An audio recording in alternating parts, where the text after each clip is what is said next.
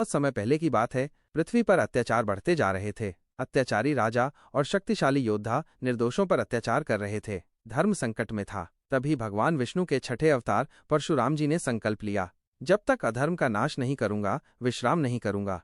परशुराम जी ने अपने तप से पृथ्वी को पवित्र करने की ठानी। एक दिन जब वे अपने तपस्या स्थल पर ध्यानमग्न थे, तभी आकाशवाणी हुई, हे परशुराम, तुम्हें धर्म की रक्षा के लिए 500 बलशाली सांडों को नियंत्रित करना होगा। ये सांड उन योद्धाओं के प्रतीक हैं जो अपने बल और अहंकार में अंधे हो गए हैं। परशुराम जी ने बिना समय गवाए हिमालय की ओर प्रस्थान किया, जहां वे सांड एक विशाल मैदान में इकट्ठे थे। ये सांड साधारण नहीं थे।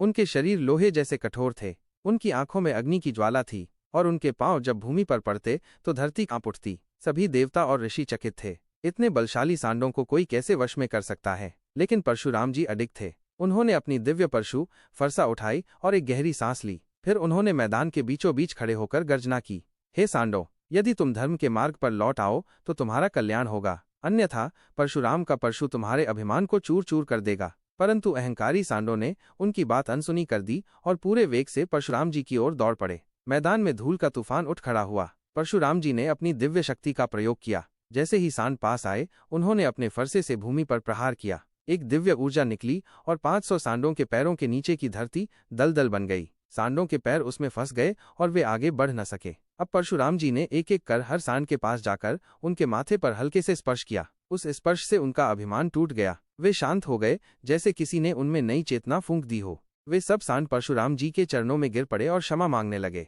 परशुराम जी ने मुस्कुराते हुए कहा, बल का उपयोग यदि धर्म के लिए हो तो वह वरदान है, अन्यथा अभिशाप बन जाता है। धर्म की रक्षा ही सच्चा बल है। इसके बाद वे 500 सांड परशुराम जी के आदेश पर विभिन्न दिशाओं में फैल गए।